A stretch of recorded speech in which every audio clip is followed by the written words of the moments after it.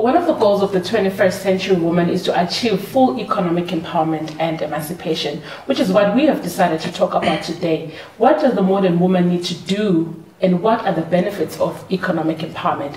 This is the Girls Table, and my name is Hlengiwe. Joining us in the studio today is Rosaline and Karen, and they are going to help us discuss economic empowerment.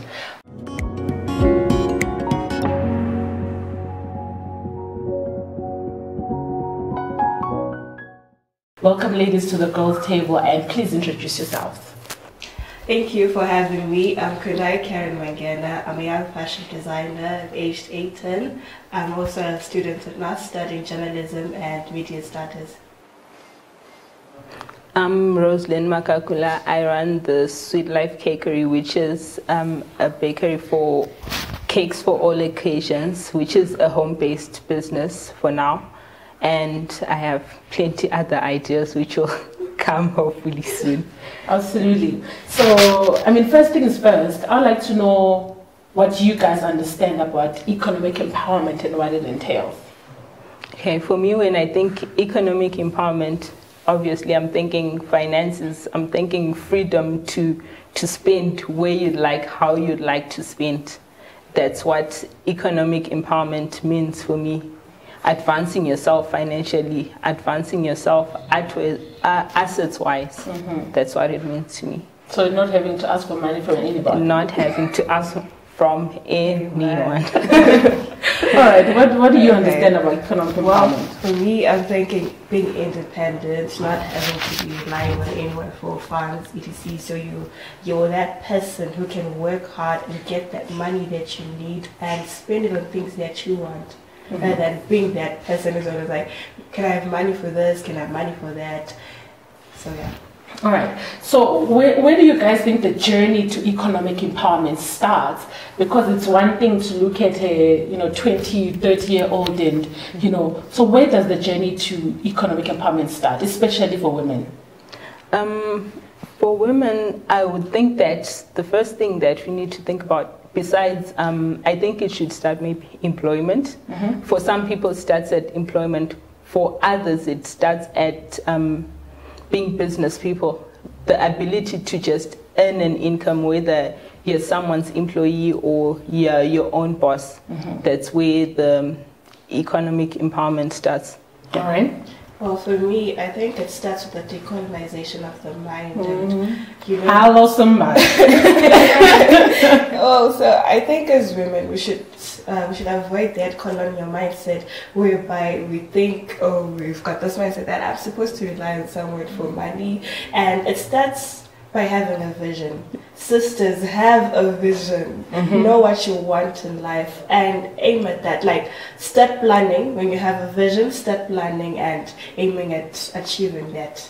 All right. So she talks about decolonizing the mind. And for me, that's a bit abstract because I'm like, colonization, what context exactly are you talking about? Because I'm looking at a situation where, you grow up at home,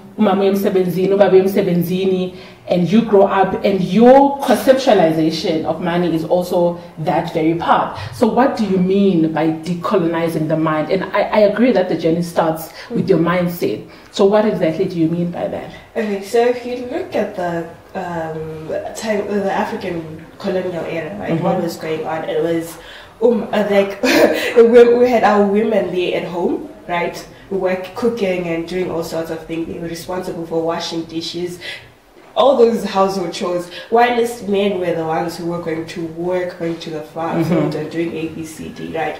So it was then where men felt more superior to women, right? Yeah. So when I'm saying decolonizing, it's a colonial attitude because it was there in the European era. Like if you look at the times, I did history, so if you look at the Nazi system that was there, that's how the system operated. So if we take you, a young lady, we remove that house girl or home or domestic woman, right? Yeah. And then we start feeding you with ideas on how you can empower yourself, how you can look for ideas, how you can be business minded. It's not that all of us are business women, right? You could be doing whatever you're doing, but empowering yourself wherever you are. Yeah. Do you think that modern household, African home, is conducive for the economic empowerment of the girl child? Taking from what she's saying, Wuti, when we are growing up, the thing that they will make sure that you know is shiny and making sure. So do you think that socialization is conducive for the economic empowerment of the woman? Right now, it's not, because we're still at the point where we're struggling to just say, no, I don't have to cook. Why can't someone else? Even when you think about it, when you have a maid at home, you're still told, no, because you're the girl, but you have someone to help you, some house help. And when you come from work, you have to then go on and do the domestic chores despite having help that is paid. So at the moment, the African setup, of course, here and there, was still trying to move away from the mindset of being women are domesticated, but because of ubuntu, umfazi, in the end, you end up going to default settings because that's what you've been trained. And every day, someone tells you, yeah, woman, you're just a woman, just do these things and be done with it. Then do whatever else you want, like it's an extra. Then what your core business in life is just all right. Yeah. Do you think women want to be economically empowered? Because I've heard statements like there's nothing as amazing like being taken care of. So do we want to be economically empowered? And do you think women are actively working towards economic empowerment? Do we want it? Yay. I think that's a 50-50 thing, because we've got those ladies who will be like, no, I want my husband to take care of me, I want him to provide everything. And then on the other hand, we've got those go-getters, those who say, I want to achieve this, I want to have this type of car, this type of house, this type of everything, right? And they work towards it. If we could do a background check right now, we've got women going into the working area, going to different fields, and they are working hard to achieve their goals there. So it's no longer, I think women have seen that the moment you're domesticated or made to rely on someone, you get abused. Because you get to a point where you ask yourself, what happens if that husband dies? And what happens if he loses that job? And it's also on that side where the husband, what if he decides to leave you today? What happens? So you need to be... All right. Yeah. Do we want to be economically empowered? Because now you have to be empowered because nobody's marrying anybody anymore. So do we want... I think there are some people who want to break new ground, but then culturally... There's some who obviously want to stay at home and be domestic, and that's okay too if that's what you want. But then the problem comes when someone is actively trying to stop you from going for what you want because, well, you're a woman. You're a woman. Yeah, that's what I think. All right, so let's look at our community, Bulawayo, Zimbabwe. Are women in our society economically empowered, or at least working towards it? I want you to look at the people around you, the people in your church, the people in your community. Are young women economically empowered, or at least working towards it? I think people are making strides. If we think of our communities, if you think of the women even who sell by the roadside, most of the people who sell by the roadside, those are women, although it's not on a big scale and the profit margin is low, but that is a starting point. And if we think of Avon, all those network marketing, I think people are trying. I don't know if it's because of our messed up economy or it's a trend which is starting, but people are really trying to push forward and move on ahead. Your thoughts? I agree with what she's saying, because there's that girl next door who's doing your hair, there's that girl next door who's trying to start a business and do all sorts of things. But we still have young women who are not working towards that, who are still saying, I'm gonna sit at home, I'm away from my husband to bring the money, or I'm away from my dad or my mom, and people like that. We still have those ladies who do not desire to work to become where they should be.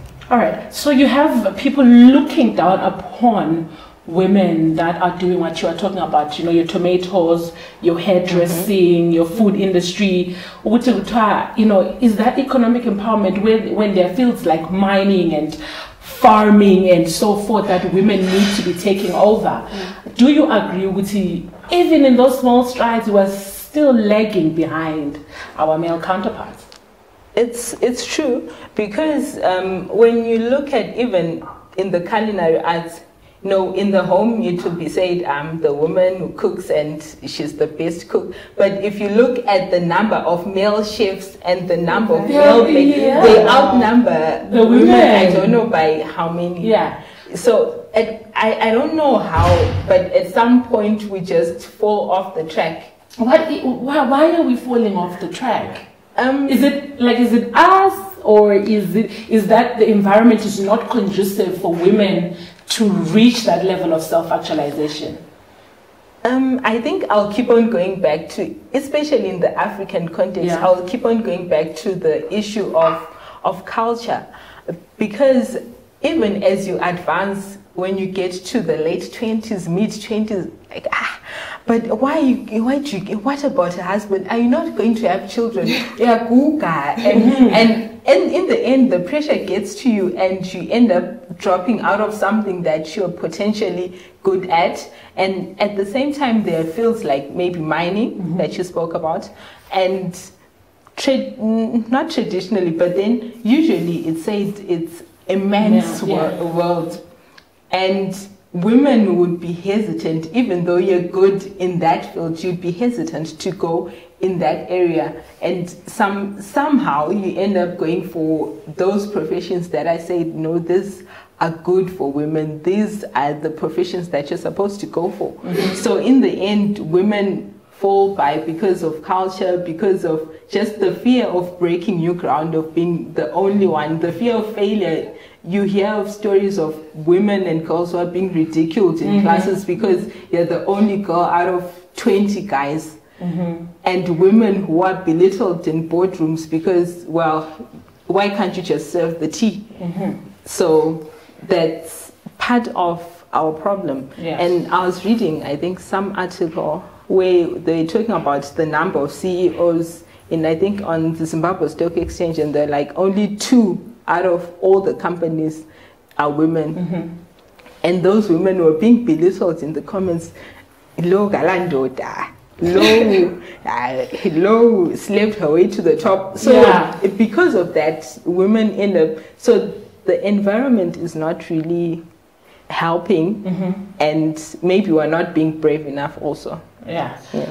So she makes so many valid points about what the obstacles that women are encountering to, I mean, there was once a point when I was doing my master's when someone was like, until you're married, then you can do your PhD. And when people say that, you start listening to them, and you're like, sure, get married and then I'll continue. What obstacles do you think women are also encountering, especially that are self-inflicted, that are hindering women from reaching economic empowerment or actualization? Okay, women always have that fear that says, oh, if I'm too bold, I'm not going to get the man, because especially when you're single and you're younger, women, you always have that cultural hindrance that says, oh, if I'm working too hard, it's going to intimidate the man because the man has to be superior. And it's not only us as women who are it's not only yourself hindering yourself, but we've got all other women as well. Other women who will lash out at you and say, oh, or things like that. So as women, the other problem is other women around us. We look down on women. That's why we have like, look at the situation all over the world. The issue of women being a president, you can look at that American situation. We undermine women because women are sort as weak or something like that. So we have to work on that. All right. So women have been accused of being crybabies. I mean, if you look at politics especially, you guys can't do this, and you're sensitive and so forth. Do you agree or you disagree with that sentiment? I disagree. I believe that's an old old thing. It's been done away because we've got young women who are bold enough to take the stand. I believe that women are more emotionally stable than men. That's kind of off balance. They're off balance. Did you see that Leshat in the court? What happened? It was in the parliament, right? And men are lashing out. It wasn't even women. Okay. Yes. We might have our emotions that are there, but men are more emotionally unstable. So it's not about us being weak, because I believe that we are very strong people. If you go back to how you grew up, you can actually look at how your mom is, how she withstood everything that came her way. So it's not that we're emotionally stable. It's not that stands in our way. Yeah. All right. So let's look at the advantages or the positives of being economically empowered. I'm going to assume that you guys are economically empowered and you live in the beauty of economic empowerment. What are the positives of being your own woman and being economically empowered? Well, firstly, I'm working towards being fully. But you really don't have to be asking everyone for every single thing. You can live your life the way that you feel you want to live it. You can travel when you want, provided the finances are there. But you can live your life the way that you want. You can travel. You can have the experiences that you want because you have the financial muscle to do it yourself. You can experience new things. You can venture into the studies that you want. I can buy the baking equipment that I want. No one will say, no, you have to go back and focus on your degree. I have the financial muscle to do what I want when I want. And that is the freedom that I want. Yeah. Okay, for me, I think I'll fit in this background because I'm 18 years, turning 19. I've started my own fashion brand, KC Designs, right? And for me, what it means is that I'm at a point in my life, I'm young. I'm able to say, Mom, I don't need this money. I can work out certain things. I help out as well. I'm not only relying on my parents to say, oh, I need this, I need that. And it also stops me from going around and sleeping with older men. I'm a placer, right? Because I've got that thing whereby, okay, if I need my tag money or if I need money for ABCD, I work hard towards it. I've been empowered and I'm still empowering myself to say I can be able to handle certain things and help out as well. So, and the other thing with women being empowered, I think, when you have money, you can control certain aspects. You can be able to share your helping hand, donate to people, help out and help control certain systems. Yeah. All right. So I'd also like your thoughts on, affirmative action, the quota system where now companies are supposed to employ, 50% of your employees are supposed to be women, or what do you guys think about that? Because a lot of people have said, you women are now getting positions that you don't deserve because they live with 50% in Lapana instead of you working towards getting that on merit and not on a silver platter. What would you guys have to say about that?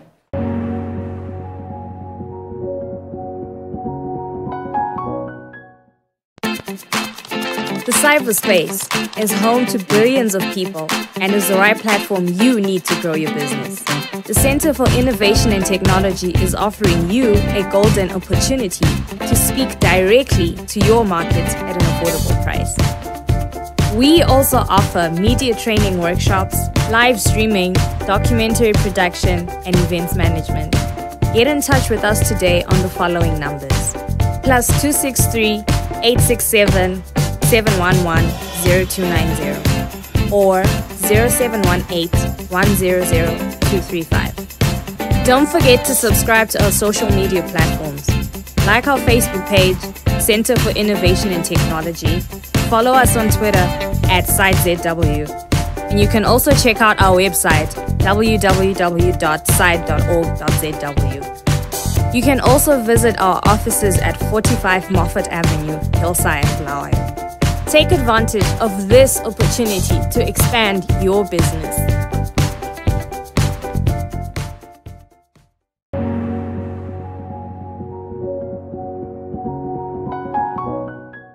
So I'd also like your thoughts on, affirmative action, the quota our company is supposed to employ, 50% of your employees are supposed to be women, or what do you guys think about that? Because a lot of people have said, you women are now getting positions that you don't deserve because they live 50% in Lapana instead of you working towards getting that on merit and not on a silver platter. What would you guys have to say about that? Okay, I do not think that it's an unfair policy to have a 50-50 situation at work or in parliament, because historically speaking, the playing field has been unlevel. So it would make sense now to try and balance going forward. If the situation changes, Pambili, then I think then it would be a time to do some redress. And speaking of 50-50 or trying to balance, I'm sure that's the type of situation, even maybe on economic policies like OBE in South Africa, they're trying to redress a wrong which has been going on. So it would be something which is fair to do now. Yeah. All right. What do you think about the quota system? Because some are saying it also creates a situation, if a company needs, 10 employees, 5 have to be women, 5 have to be men, you find that people getting some substandard, unqualified women. What do you have to say about that as well? I believe we should look at it on the other side. I believe that if I have to get a position, then I have to show it by my hard work. I don't need anyone reducing any level for me, because I know I'm good, so I will get it. So that for me, I feel as if it makes us a bit inferior, whereby we need to have a standard reduced so that we can get in. It also allows men to start ridiculing us, or people out there, because we see it also in universities where certain degrees are reduced, like the number of points that you need to get in. They reduce just because you're a girl. No, we've got girls who are aiming, who are getting 15 points out there, who are getting a number of things. So you guys don't owe me anything. Yeah. I have to work you're hard. saying it actually diminishes the work that we're doing as women. Yes. We should just work hard. Back door. All right. So, I feel like we've been talking empowerment on the urban context. Yeah. What do you guys have to say about women in the rural areas, especially, where you find a lot of cases of abuse, and because they are not economically empowered, so to speak? What do you guys have to say about that? I think in the context of the rural areas, it's more of maybe information asymmetry as compared to here. Here, one tweet will get you, everyone in Raya now knows. But then in the rural areas,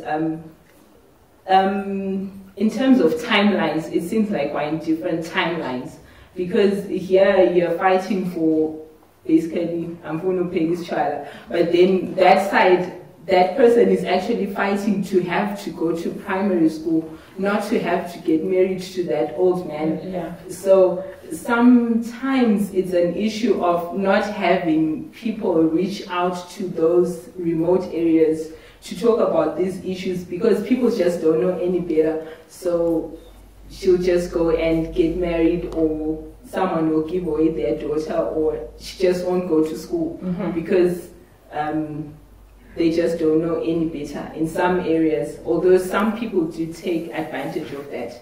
Yeah. All right. What does economic empowerment in the rural context look like for you? Because, what are the chances of, okay, maybe they are, but they're not vying for the same, CEO positions or whatever as we are. So what does economic empowerment in the rural context look like, or what should it look like in your thoughts?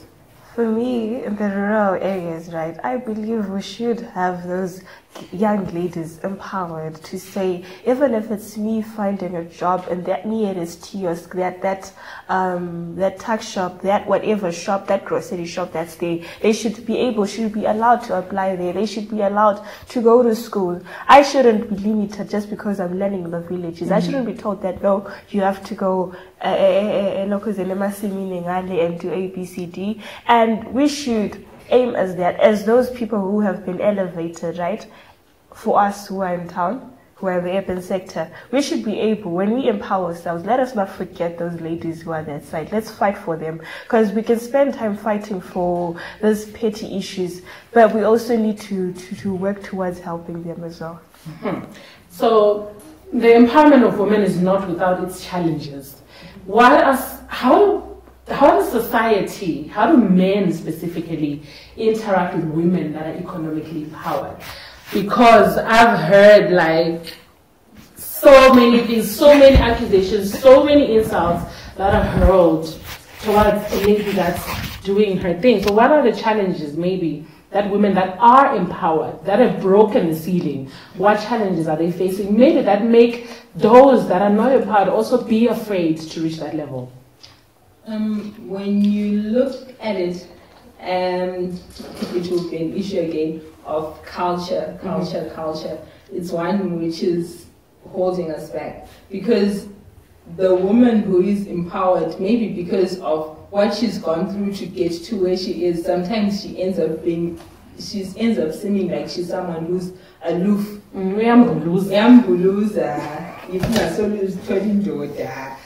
You know, and sometimes even valid arguments, if you read maybe on Facebook, valid arguments that you see this argument is merit, but because some man disagrees with it, then he has to go,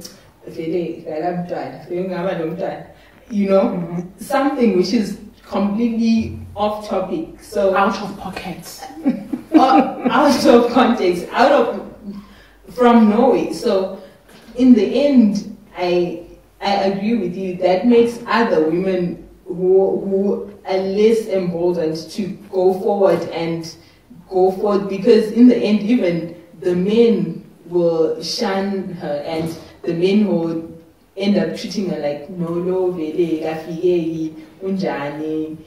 and in the end, no one wants to venture where they see someone else suffering. Yeah. All right. What challenges do you think economically empowered women face in their communities or society? Okay, when it comes to the issue of men, there's always that pride factor. That men don't want to have that lady who's the boss of the house. They always assume that if a woman is independent, then she doesn't need me, and if she doesn't need me, she doesn't have to submit to me. Okay, that's the problem that women have, and we've got that stereotyping of women. Really, she's doing ABCD, so she doesn't owe anyone. They have that mindset that I don't owe anyone anything, so I lose my morals and my character.